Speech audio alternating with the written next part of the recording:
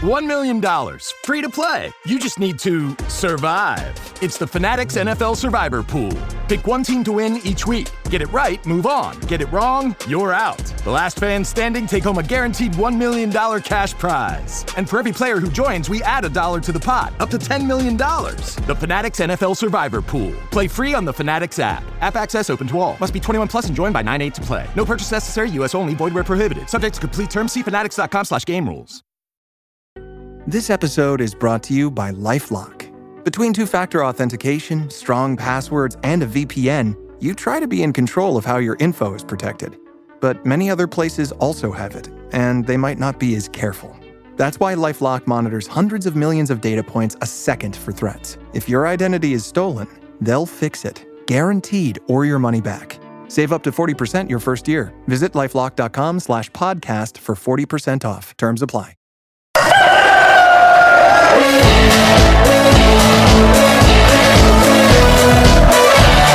Mark, if we beat you on Thursday, I absolutely love it, in the words of Kevin Keegan. Allocated, Tommy Lee lifted up towards the edge of the area. Byrne tries to get underneath it. Lashley will hit it. Deflected. It's in.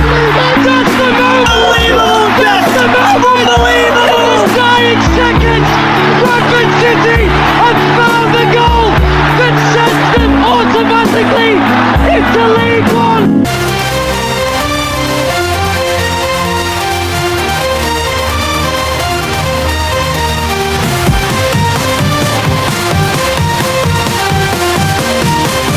Right, wherever you are in the world, good morning, good afternoon, good evening, good night, and welcome to Chickens on the Loose podcast / the football show. In today's podcast, we're talking about Bradford City versus Grimsby, the post-match game against AFC Wimbledon, and then also be talking about the weather forecast if you want to chat about, vent about anything, and also be talking about transfers as well. And also, if you do want to come and join, feel free. On Chickens on the Loose podcast, we are live on all social sites. So come and join. And today I should be joined by Jack. Good evening, Johnny. How are you? I'm sound. How are you? Yeah, I'm good, mate. Thank you. And Doncaster superfan, Chal. Good evening. I don't know how I've found any spare time on deadline day of all days, but yeah, I've found a spare bit of time to get involved this week. So we're going to start off, Jack, with your thoughts on the AFC Wimbledon game. So what was your thoughts on it? What a game it was. From the first minute to the 96th minute, the Valley Parade was just bouncing. When we went 1-0 down, we literally got behind the lads. And obviously we equalised just before half-time.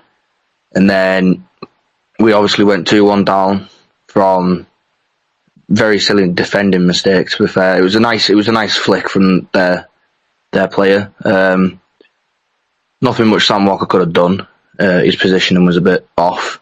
But then we obviously, Graham decided to make some, just before the changes, Bobby Poynton obviously equalised. And then we made 3 changes. And then soon as Will Swan came on, the game just changed. The last 15 minutes or so, Bradford were all over Wimbledon. We were attacking, we were pressuring. And it got to the point where we were pressuring that hard, the goalkeeper made a mistake. And it was just an open net, and Will Swan went and gone and banged the third one in on the 83rd minute. I think Alexander made the changes at the right time. We needed to make some changes, but he did it at the bang on the right time. It's another 3 points for us, which is absolutely wonderful. Wimbledon wasn't a very easy game. Can definitely tell you that for a fact. Their defending is probably going to be very scary this season for all clubs. So yeah, in my opinion, it was a great game, and we're quite lucky to win that. So I missed the Bradford game due to being at a wedding in Carlisle, but I did listen to the game in the wedding reception with me AirPods. And I thought it sounded like Bradford had a bit of a crappy first 10 minutes or so. And then First 20 minutes we were very, very crap. There was no chances being made on often. Baldwin just looked like he was asleep. He just kept giving them the ball. And then I saw Wright's, after I went to the wedding, obviously I saw the highlights, but then I saw Wright's goal, the first goal, where he's headed it in, but he's took the keeper out with him. So do you think that was a foul, Jack, or? Not a chance. Okay. No. And then, obviously they scored Wimbledon, then Bobby Poynton scored, I think Humphreys crossed it to the keeper, then it bounced off the keeper and Poynton just tapped it in, really. It wasn't a cross, it was a shot from Humphreys. It was a shot from Humphreys and then it came off the keeper, and obviously the keeper was on the floor still. Bobby Poynton was able to get the ball and obviously put it in the back of the net. And then the third goal for Bradford, I saw the highlights again where AFC Wimbledon in the own half, Bradford are pressing. They've pressed him that hard, the goalkeeper's gone like, what the fuck am I doing here kind of thing. Messed up. And then it's like bounced off one of their players and come straight to Will Swan to tap it, or to do a bit of a chip into the net from, I think, about 12 yards out, probably 15 yards out. Somewhere on that line, yeah. It was in the box. Okay. Charles, did you see any of the Bradford highlights? I think not a lot, I'll be honest. From what I did see, though, I felt the game looked comfortable. Definitely more so. I thought Bradford were more the better side. But yeah, I'm just impressed by Bradford overall this season so far. I think you've taken to League One like a duck to water, like you'd never been away. But yeah, I thought Bradford looked solid overall. I thought it looked all right. Just before we go into the Grimsby game, Jack, I want to get your live reaction to this. Blackpool, we are delighted to welcome Scott Banks to Bloomfield Road on a season-long loan from Oh, no, really? Yeah. From German side, St. Pauli at FC. What's your thoughts on that, guys? Ooh. Really bad with that. Ooh, that's talent-wise, that's a good signing for Blackpool. It is a very good signing for Blackpool. Obviously, he's a former City player, isn't he? Obviously, then went abroad, and now he's back in League One.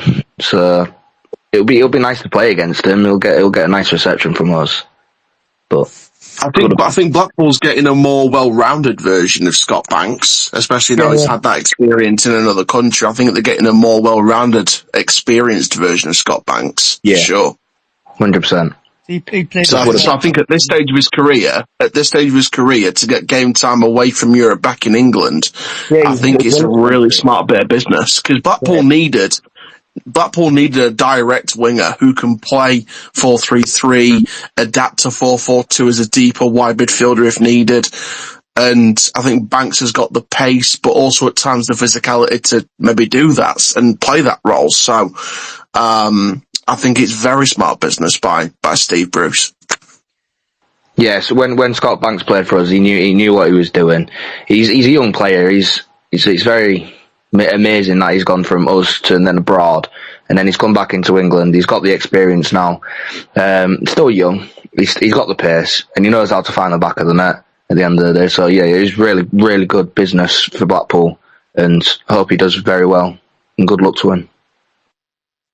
Yeah, so Scott Banks is joined on a season-long loan from St. Pauli. He played for Bradford and he was pretty good for Bradford, I thought. It's just a shame Bradford didn't pick him up, but that's how life goes. So, moving on now to Bradford versus Grimsby. It's a 7:30 kickoff and it is live on the Sky Sports Plus app. And the referee for that game is... wherever it is, I've just had it, is Paul Madison. Then there's David Jarvis and Adam Nicole, and the fourth official is Drew Dutton. And Paul Madison has had 2 appearances in League 2, where he's dished out 6 yellow cards, 1 second yellow, he's playing a red, no penalties. In the National League, he's had 2 appearances, 7 yellow cards, no second yellows, no reds, no penalties. Altogether, he had 4 appearances, 13 yellow cards, 1 second yellow, 1 red, and no penalties. just going into a little bit more detail for people. So Bradford's previous games, Grimsby's previous games, they've won against Newport, they've won against Walsall, they've drawn against Accrington Stanley, they've drawn against Man United but won on penalties, and then they've lost against Bristol. Bradford have won Luton 2-1, won Stockport 2-1, drawn against Peterborough 1-1, Stoke they won 3-0, and then they've beaten AFC Wimbledon 3-2. And then inside, Bradford have scored 11 goals in their last 5 matches, and Grimsby have scored 6 goals in their last 5 matches. And then team news-wise, Bradford may be without Curtis Tilt for Tuesday's EFL Trophy clash after the defender came up with an injury issue in a 3-2 win over AFC Wimbledon last weekend. However, Alexander may look to name a similar side against the Mariners as Bradford hope to maintain the undefeated start of the season through Will Swan could be awarded a start after scoring in all the last 4 appearances. Changing may be Artel elsewhere in the side after 1-0 loss to Bristol Rovers with George McCracken and Cameron Gardner in contention to start. As Grimsby Cup hero Tyler Warren and Christy Pym, Darren Byrne and Charles Burnham could all start in the EFL Trophy. So the possible lineup for Bradford would be Walker, Baldwin, Wright, Kelly, Halliday, Power, Lee, Torre, Lapsley, Point and Swan.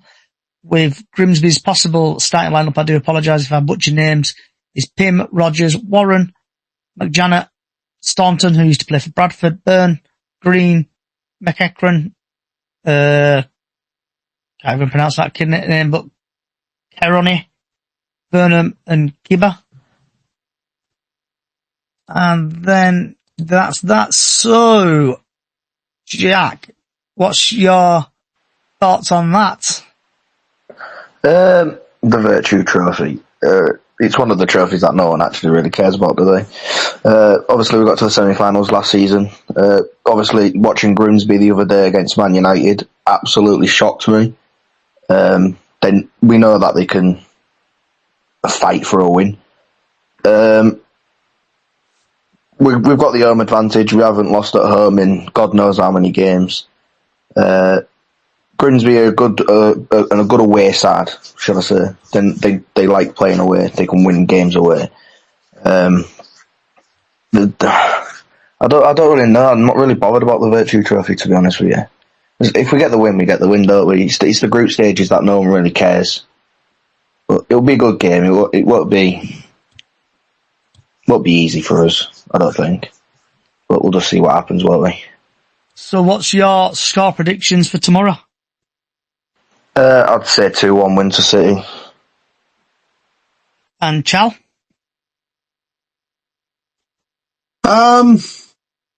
You know what? I'm going to go 2-2 and Bradford win on penalties, which I believe is the format for these group stage matches.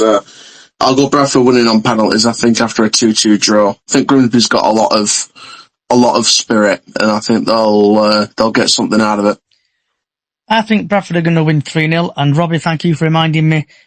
Former Bradford City defender Luke Hendry has joined Bradford Park Avenue as well. And I spoke to Luke Hendry when I went to Morecambe a couple of weeks ago, and yeah, he were a great guy. I was a bit surprised about that, to be honest, that he moved, because I talked to him whilst we were coming off the pitch, and he said it was a whole bright new era for everyone, and everything we're moving forward. It's all about looking forward. But I did not suspect Luke Hendry was going to go, so I was a bit surprised about that, to be honest. So before we go on to the let's do the weather forecast. So weather forecast tomorrow for the Bradford game is the sun will rise at 6:17 a.m. and will set at 17:56 tomorrow, and it seems like it's going to be absolutely pissing it down tomorrow, so make sure you wrap up warm and probably take a brolly with you. And it's going to start off at 3 o'clock with the rain, and then we're going to get some showers, but then the sun will come out a little bit and then it'll cloud over. So that's your weather forecast. Haru's joined. There we go. So Haru, when it comes through,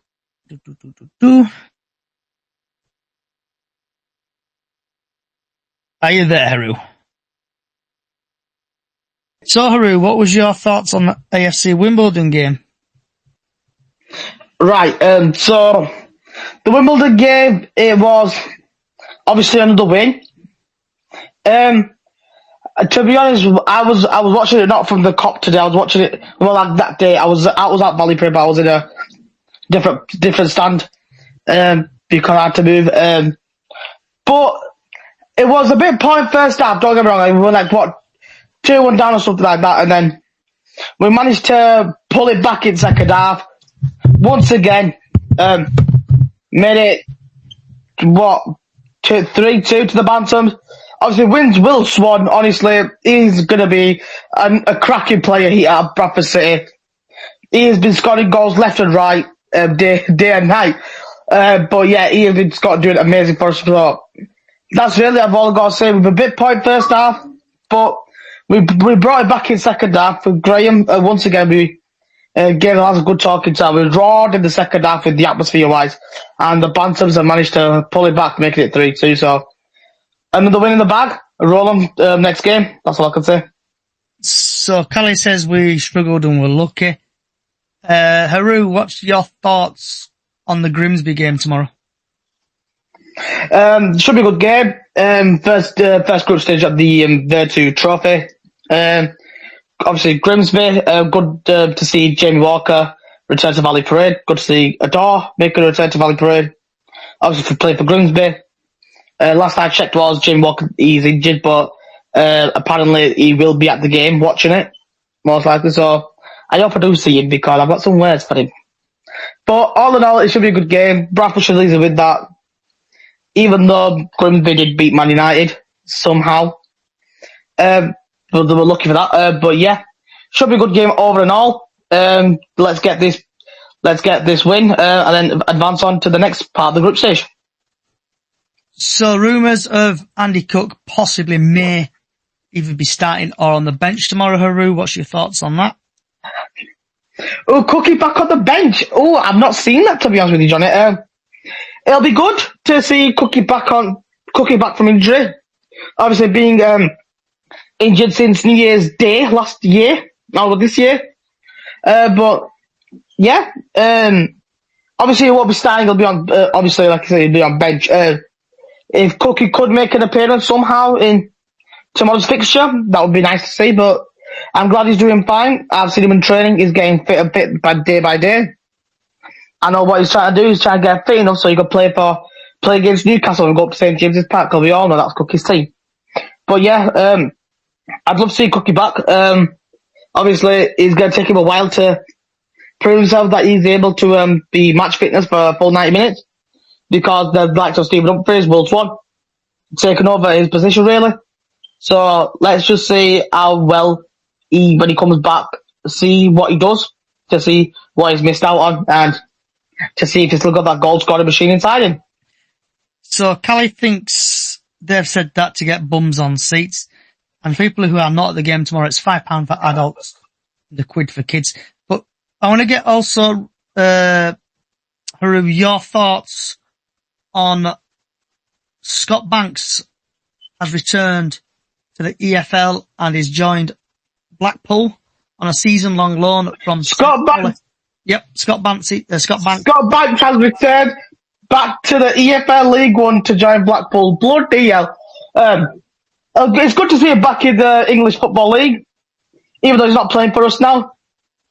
It's good to see him back. So obviously when we go to play Blackpool away, or when they come to play us at Valley Parade, it'll be good to see him if he's playing. It'll be nice to see him again. Honestly, I've got nothing bad to say about him. He was an exceptional player for us when he was on loan to us. He was a very exceptional player for us. Obviously, for that second half against Carlisle in semi-finals, if Mark Hughes didn't send him off, we most likely could have possibly won that game, but we'll go into that. But yeah, he was an exceptional player for us, and I don't doubt that he'll be an exceptional player for Blackpool as well. So good luck to Scott Banks. Congratulations on the move. And I'd love to see you play against the Bantams when it is our turn to play. So before we get to Jack, who's got his hand up there, Robbie's put, be nice to see Tyler Smith, to be honest. If he is here after 7, we need to make something of him. So Jack, you got your hand up, bud? Yeah, I just want to say to Blackpool fans, don't fall in love with Scott Banks. Because Yeah, don't fall in love with him. don't fall in love with him. He's a great player, but at the end of the day, obviously, the saying, he's a don't loanee. fall in love with a loanee. Yeah. That's We all. did that, and our hearts were broken when he left. So, guys, there is rumours of a possible player joining Bradford. And the rumour is this is an exclusive from the Daily Mail. Bradford City have agreed a deal to sign Tom McTire on loan from Portsmouth. The 26-year-old defender has been subject to interest from several League One clubs this summer, plus now close to Pompey exit. So what's your thoughts on that, Jack? Yeah, it's another defender in the bag, isn't it? He's a loan from Portsmouth, Championship club, so he has Championship experience coming down to League One. In my opinion, I don't think we need more defenders. More defenders would be great because of obviously the injuries that we're picking up at the minute, but we need another striker in my opinion, and obviously we can't really pull one out in the next 40 minutes. So a defender's a defender, and injuries come and go. So it's just a backup, isn't it? Haru? Yeah, I completely agree with Jack there. It's just another defender in the bag. Obviously, from Pompey, so he's got Championship experience. If he comes to Bradford, he's going to give that experience to him, possibly help us get into Championship if we push enough. But yeah, I agree with what Jack said. If the injuries we're picking up at the minute, we do need another striker in my opinion as well. Not just Cookie. Obviously, we've got another striker. We've got some strikers as well, but just in case anything could go wrong. It is football, end of the day. So if we could sign another striker just before deadline day, that'll be perfect. But I've not seen him play because obviously I don't watch a lot of Championship. So, and I have seen his stats as you were just saying there, Johnny. But just reading his stats, he's a good player. Don't get me wrong, he's a good player. 26-year-old. He's got some experience on him. Still young, kind of. But he should bring some. If he gets just signed for the Bantam, he will bring amazing experience to the club. So if it does happen, it happens. That's all I can say. So for people who don't know, the transfer window closes at 7 p.m. tonight, and it's 11 p.m. in Scotland. So now, guys, we're going to move over to your score predictions. There's quite a few games tomorrow, so I just want the name of the team who y'all think is going to win, and also if you're on TikTok, YouTube, and other social sites, get your names in of the team who you think's going to win. So Stockport versus Wolverhampton Wanderers. I think Stockport is going to win that. Peru. I've got a feeling Stockport's going to win that, and that will be a 2-1 victory to Stockport. Jack. Stockport. Then we've got Wigan Salford. I think Salford's going to win that. Jack. Oh. Yeah, I'll go with Salford. Peru. Oh, yeah, I'll go with Salford and all. I have accepted you, Josh, so hopefully it comes through. Salford. Okay. So then we have got next up Doncaster versus Everton Academy, and I think Doncaster are going to win that. Peru. Doncaster will easily win Everton's Academy, and that will say 2-0. Jack. I'm going to have to say Everton after watching what Donny did the other day against Rotherham. Josh. Donny. Then, obviously, if people on TikTok, we've got Bradford, Grimsby, and I think Bradford are going to win that, and I'm going to say 2-0. Haru? Bantams win that 3-0, just so I can say so much, Jamie Walker. Jack? 2-1 City. Josh? 3-0 Bradford. Okay. So then we've got Lincoln, Notts County. I think Lincoln are going to win that. Haru? Sorry, Notts County fans, but I'm going to have to go with the Lincoln 2-0. Jack? Notts County. Josh? 2-0 Notts County. Then we've got Bolton, Rotherham. I think Bolton are going to win that. Haru?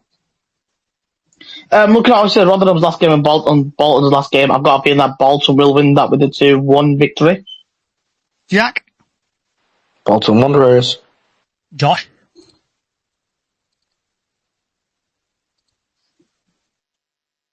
Josh? Okay, Huddersfield, Newcastle. Haru? Newcastle to beat the Dogshaggers easily, 1-0. Jack? I 100% agree with Haroon. Fuck the dog shaggers. Then we've got Fuck the Dogshaggers. Then we've got Fleetwood, Accrington, Stanley. Haru? Fleetwood versus Accrington Stanley. Who are they exactly? Gonna go with an Aki 2-0. Jack? Accrington Stanley.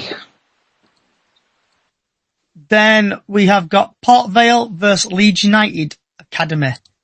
I think Port Vale are going to win that. Jack? Port Vale. Haru?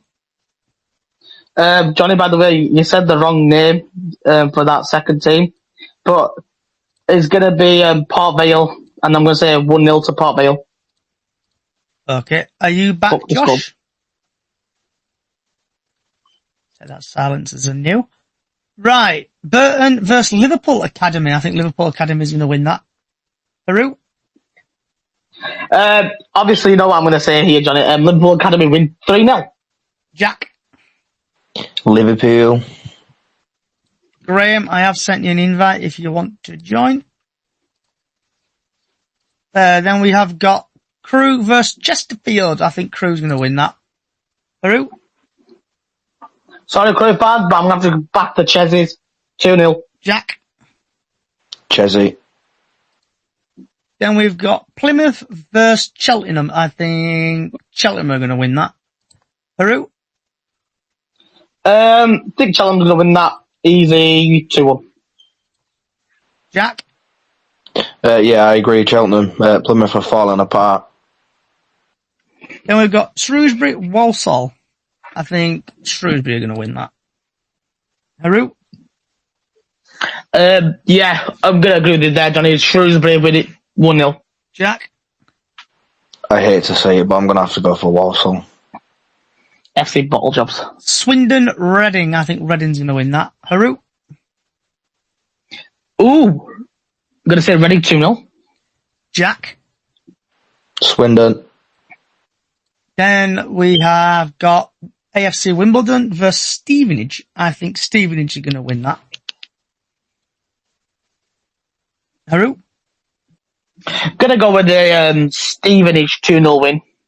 Jack? Stevenage. Then we have got Bromley versus Crystal Palace Academy. I think Bromley's going to win that. Haru? Ooh. You know what? Let's go. Let's back Bromley. We'll say 2-0. Jack? Bromley. Then we have got Peterborough versus Leyton Orient. I think Peterborough's going to win that. Haru? Obviously, I'm going to say Peterborough 1-0, even though they are falling apart currently in League One. Jack? Leyton Orient. Okay. How's it going, Ashley and Amelia the Bantam? Hope you're both well. Then we have got Gillingham versus Fulham. I think Gillingham's going to win that. Haru? What is it, Gillingham versus Fulham? Yeah. Do you know what? I'm going to back the Gills. I'm going to back the Gills. I'm going to say 2-0 to the Gills. Jack? Gillingham. Then we have got Wickham, Colchester. I think Wickham's going to win that. Haru? Wickham versus Colchester. I'm sorry, but I'm going to have to disagree with you there, Johnny. I'm going to say Colchester with that with the 1-0. Jack? Who was the first team, sorry? Wickham. Wickham. Yeah, Colchester. Then we have got Luton, Barnet, and I think Luton are going to win that. Haru? Luton versus Barnet. Sorry, Luton fans, but it's going to be Barnet with Ramoni Critchlow. We're 2-0. And Jack? Barnet. So then we are going to nip on to the National League, because there's a couple of National League games on tomorrow. So same again, just want the name of the team who you think is going to win. So we've got Braintree versus Tamworth. Haru? Oh, Tamworth with the 1-0. Jack? Tamworth.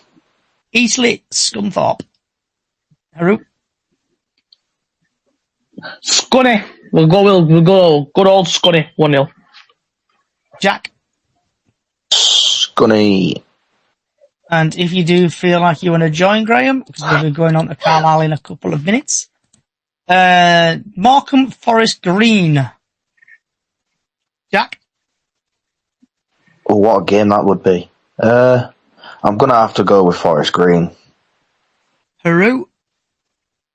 I'm going to have to disagree with you there, Jack. I'm going to go with the Morecambe 1-0 victory. So then we've got Sunhill Moors versus Yeovil. Haru? We got back to Solihull Moors. I'm going to say that was a 2-1 win. Jack? Solihull. Then we have got Wedstone. You've got Northampton versus Southend. Jack? Southend. Haru? Southend United with an easy 1-0. Graham? Southend. So then we're going to move on to Wednesdays. This is only on National League games. So that leaves us nicely into Brackley Carlisle. Graham? Difficult one, I think. It'll actually be a draw, I think. Haru? Graham, anytime Johnny asks me a question about Carlisle, I always think of you. Yeah, it will be a tough game, but I'm going to say Carlisle win 2-0. Jack? It boils my blood to say, but I'm going to have to say Carlisle. Then we've got Halifax versus Working 9 to 5. I think Halifax is going to win that. Graham? Woking. Jack? Woking. Haru? What's the first team again, Johnny? Halifax. Woking 2-0. And then we've got just a couple of breaking news to come in. Wrexham have confirmed the double promotion winner George Evans has left Wrexham by mutual consent. Gillingham, the club, have clinched the signing of Johnny Smith on a season-long loan from Wigan. So that's transfer news at the minute. Where are we? Then we've got Gateshead versus Iltrium. Graham? Altrincham. I'm going to go Altrincham for that one. Haru? We'll go say with Graham on that with the 1-0. Jack? Altrincham. Then we've got Hartlepool versus Boston. Graham? Hartlepool. Haru? It's going to be Hartlepool with a 2-1. Jack? Hartlepool. Sutton versus Boreham Wood. Graham? Draw written all over it. Haru? Yeah, I can agree with Graham. That's got draw written in the stars. Jack? I'm going to be barring and go with them both. Draw. So then last game we've got Truro City versus Aldershot Town. Graham? Aldershot looking good, so yeah, Aldershot. Haru? Yeah, I can agree with Graham there. Aldershot have been looking good, so I'm going to say a 2-1 win to Aldershot. Jack? Yeah, again, I'm going to have to agree with them. Aldershot. So before I go back to Graham, rumours are circulating on social media that all of Sheffield Wednesday's transfer loan deals have all been axed due to an unknown reason. So, Graham, as a Carlisle fan, obviously, do you want to plug your podcast, my friend? Thank you very much, Johnny. Recently started a new podcast dedicated all around Carlisle. No national. Well, I've started integrating a little bit of National League into it, but mainly focused around Carlisle and any movements in or out, any news, going back on fixtures, looking ahead to fixtures. Yeah, please give it a listen. And where can they listen to it, Graham? It is available on Spotify and Amazon Music at the minute, but hoping to spread it out onto more platforms going forward. Okay. So then that moves me nicely, Graham, onto Carlisle itself. So what is currently happening at Carlisle at the minute? Not a lot at the minute. It makes a change. Me sat watching a deadline day without any sort of fear or anxiety or anything, because obviously National League doesn't really have a strict transfer. We've got it right through to the end of March, so it's nice to sit and watch a deadline day without any emotions. It's all right. Nothing major. A couple of injuries. We've got a couple of players missing, but they're not major. We've got Charlie Wyke, ex-Bradford player, not far away from a return, so looking forward to seeing him, see what he can do.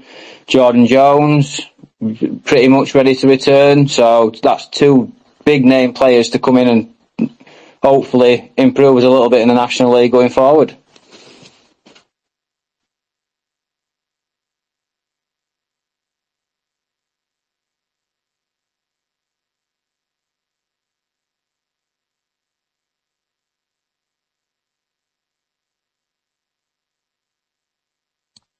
Just mute myself typically. So Graham, is there any ins or outs at Carlisle? Nothing as yet. I'm still hoping. Well, I'm hoping we can get rid of a couple, but I can't see any EFL teams coming in for them. So all quiet at the minute. Nothing. We can't really get any more in until we get some out because the squad's big enough as it is. So without any going out, I can't see us getting any in. So I can't see any more movement from us. And Robbie's asked, is Breeze staying? Well, it looks that way. I did think there might have been some movement on deadline day. I thought an EFL club might have tried to look, but there's been no news, so it looks like he's staying. Bad news for I. Lewis, but yeah, looks like he's going to stay and keep that number 1 shirt. And then we've now had Football League World on Twitter, aka X, has put an exclusive out saying Port Vale are set to sign Devante Cole after agreement was reached to terminate his West Brom contract.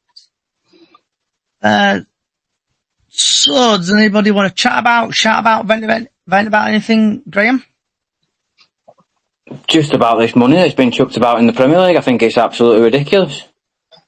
They're supposed to have this financial fair play, but people are just chucking money about, well, I say teams, the big six again are flexing the muscles with all the European money and stuff like that, and I just think it's wrong for the Premier League, and you're just going to get that same scenario we've had the last few years of the bottom three coming up and going straight back down because they can't make the financial fair play work like the big clubs can.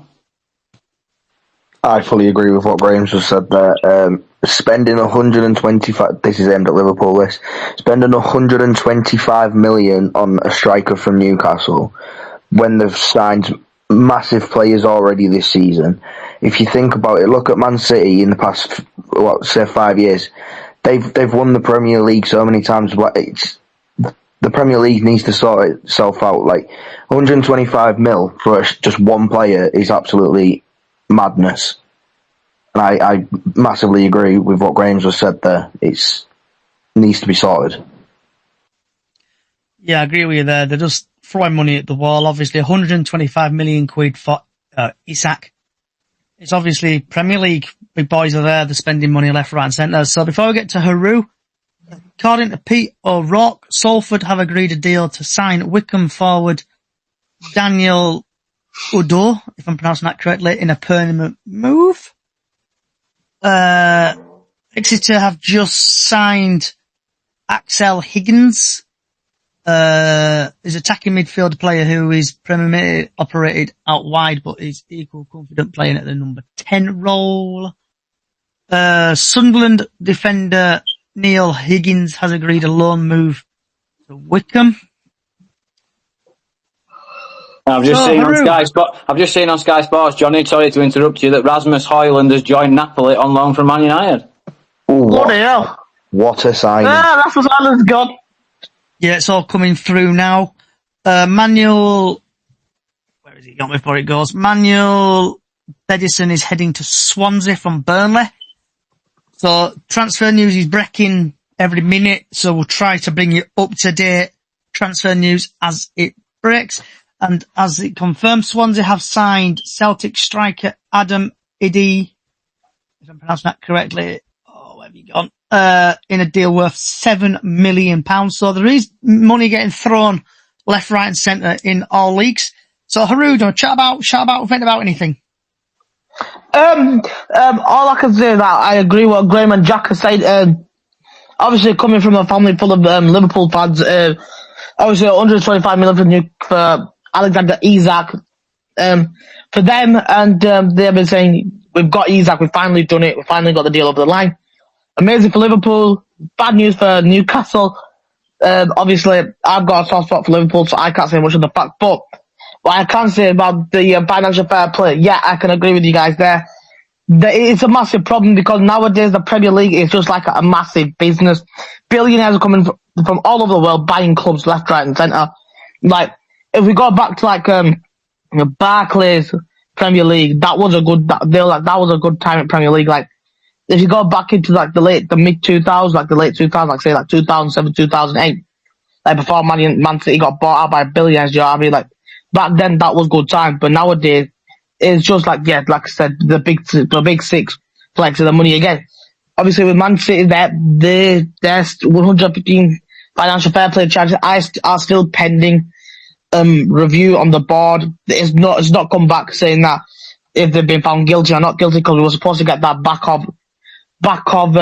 in sometime last year, about October time last year. Still, it's more delays. So what is the Premier League going to do about stuff like that? Because with the likes of Man City, they could just pay. They'll just bribe it off. Do you know what I mean? All allegedly, they're going to bribe it off and stuff like that. Allegedly, don't want to get over. But yeah, it's like what a lot of people say. Everyone on TikTok, Instagram, X, and Facebook. Man City will most likely get out of this. They won't get a point reduction. If they do get a point reduction, it'll be small. They won't be facing relegation and stuff like that unless the Premier Leagues and the financial fair play people step in and sort that out. And another one is VAR, because I'm not sure if it was I think it was a Fulham game. The Fulham goal got disallowed, obviously, and then it came to at the end of all the games, the VAR rechecked it, and it said that the goal that got disallowed should not have been disallowed; it should have been given.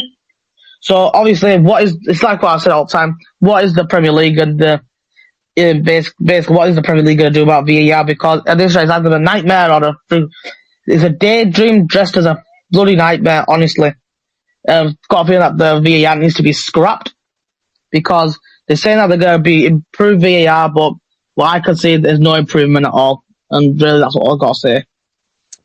So before we move on to Jack, Middlesbrough. And for people who was the City history maker, John, I think I can't pronounce his last name, John Mclauglin, who used to play for Bradford City, has signed for Middlesbrough. The 37-year-old has been training at Borough for the past 6 weeks and will provide backup for Saul Byrne and Seni Diag. So, Jack, do you want to vent about anything? I do, yes. On Saturday, I saw with my two eyes when we scored our third goal. Someone in the B block, in the atmosphere block, chucked a massive flag from the cop end and chucked it down, and it hit a kid in the face. I would like to say that we do not tolerate any of that. It's stupid. Don't chuck flags. We get given flags for free to build an atmosphere. There's no point or there's no need to chuck flags at anyone or anything. Jack, if I could just interject there, I did see that when I was stood. Obviously, I wasn't in B block, but I know a lot of people in B block. Obviously, when I saw that, I messaged the drummer straight away, saying like, "You just seen what bloody happened?" And he said it was absolutely raging. Basically, what they're going to try to do now is find out who did it by CCTV and basically put sanctions on him because it did hit a ban. I understand that, but it needs to get out there, doesn't it? Yeah, I know. No need. Yeah, exactly. I understand you, mate. I understand you. I completely get you. Given flags to build an atmosphere, it's going to get to the point where we're going to stop giving flags. And we're not. That's what I'm saying. Yeah. The club. Like, that's what I've said to Drummer, because I normally when I'm in B block, and then when someone throws something, I immediately turn around and see who's done it. But obviously I wasn't there, I was sat somewhere else, but I did see it. And then I immediately messaged the Drummer, who did check it, and he was looking for the person that did it, but unfortunately could not find the person. So obviously he's already told City themselves, and they're right, as what I was told as of this morning is that they are currently looking through CCTV footage at Valley Parade on that Saturday game to see who was throwing it, so they can slap sanctions on the person that did it. Because end of the day, it hit a fucking kid. Bradford City does not tolerate that. It's like on Tuesday with the pyro. We don't tolerate that at all. If you're going to do shit like this, do not come to our games. Do not come to our club. End of. So my vent, obviously I wasn't at the game Saturday because I was a wedding. But Tuesday, I was at the Stoke game, and like Haru was saying there, pyrotechnics got brought into the ground, and I've seen the video from a source of the person throwing the flare, and then the person trying to run away, and then one of our fans collaring the fan who did it and nicely passing him on to a steward. And then reading from the TNA and also the Bradford City website, 2 people have been arrested for it. And I hope you get your tickets ripped up, and I hope you never come back to a game again. But if you think about it... Sorry. Again. No, I'll wait till you finished.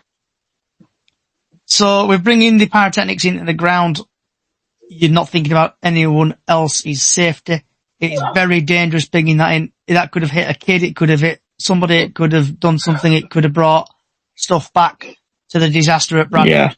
So stop being assholes and stop being paying asses and stop bringing pyrotechnics in to the football grounds. Yeah, it was inches away from somebody's head. Bradford will probably get fined for that. They have been wages. That fine could bring in a transfer target. That fine could pay for someone's wages, also anything. So stop being assholes and stop bringing pyrotechnics in to the ground. That's my event. Jack, sorry, what are you saying, bud? Yeah, speaking about pyros and stuff, it's massively fucking, it's stupid. People need to stop bringing them into grounds and everything. But if you think about it as well, it is poor stewarding and policing at the end of the day as well. Because obviously as away fans we get searched. And obviously we're not getting searched well enough.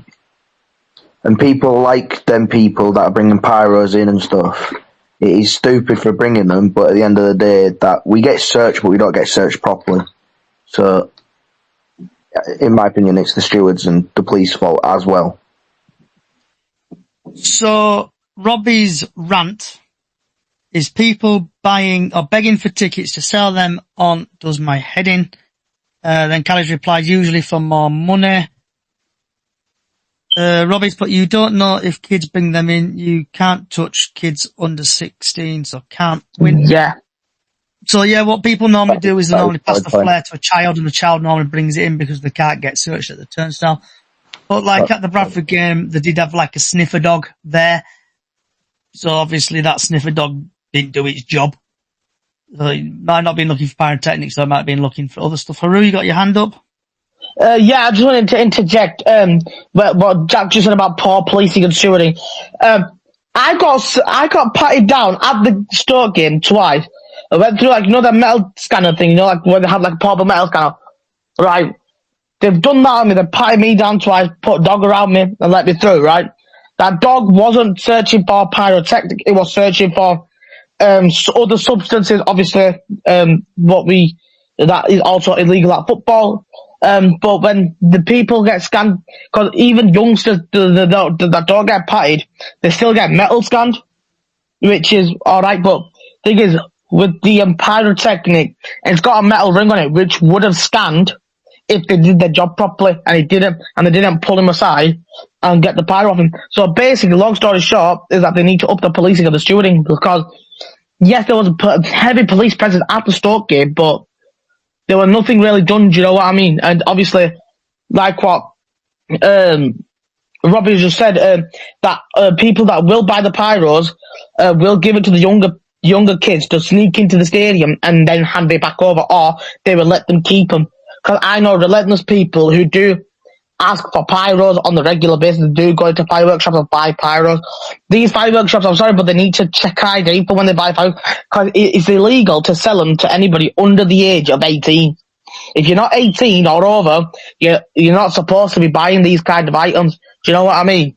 Like, honestly, it's ridiculous. Like, yes, we are going to be using pyros at the Huddersfield game, walking from North Parade to Valley Parade for the March for Huddersfield at home. That's right. What I was about to say is we use I get do that. Using pyros outside of the ground, away from the ground, I get, but inside the ground, exactly, just don't do it.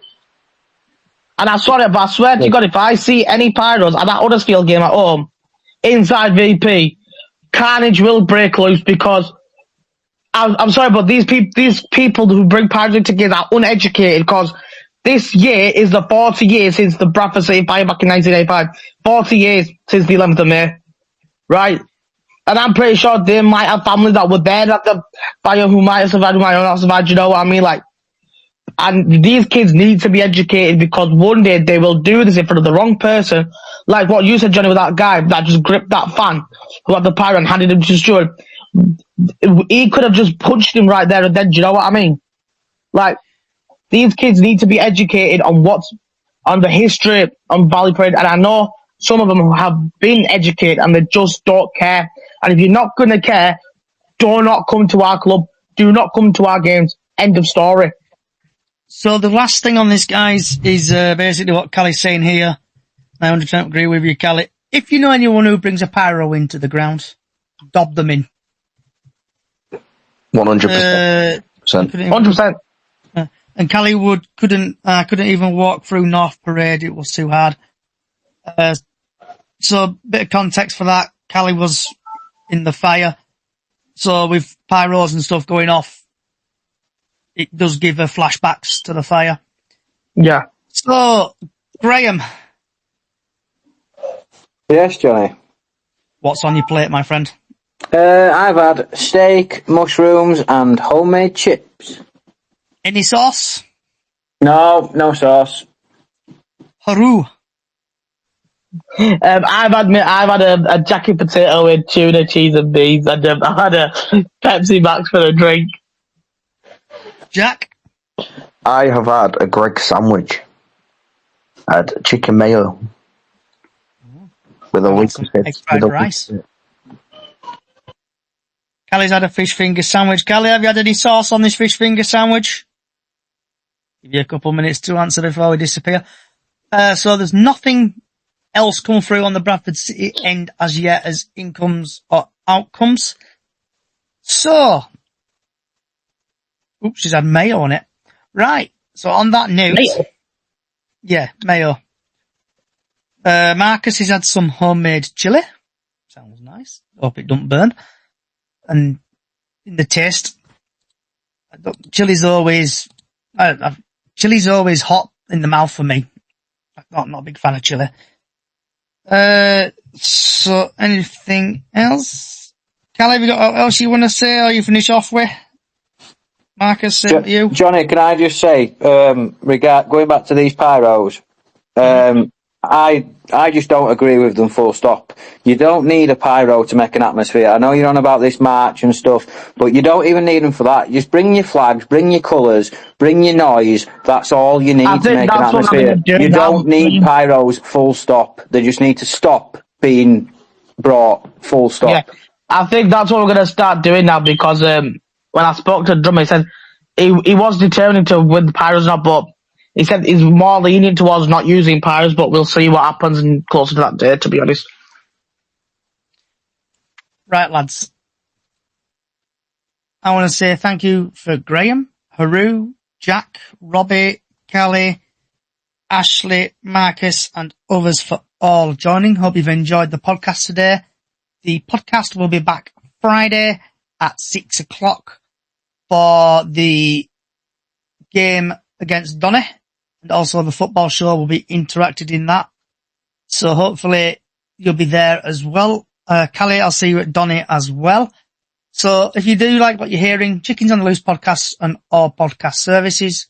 Also, we've got a small Facebook page, Up the Chickens on Facebook, where we do Golden Goal every match day and Super 6 every season. And there's a new Super 6 out, so go and join that. Also, listen to Graham's podcast. And that's it, really. Wherever you are in the world, good morning, good afternoon, good evening, good night, and always up the fucking chickens. Good night.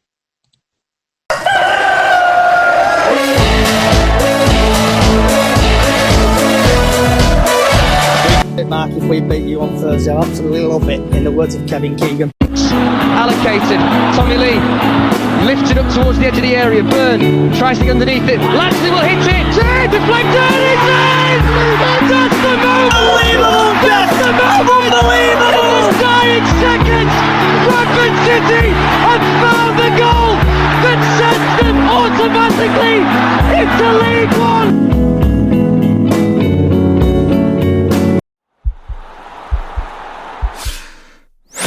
This podcast is part of the Sports Social Podcast Network.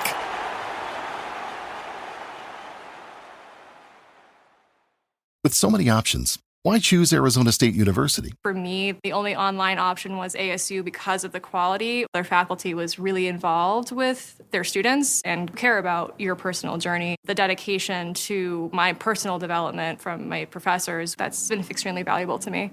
Earn your degree from the nation's most innovative university. Online. That's a degree better. Explore more than 350 plus undergraduate, graduate, and certificate programs at asuonline.asu.edu.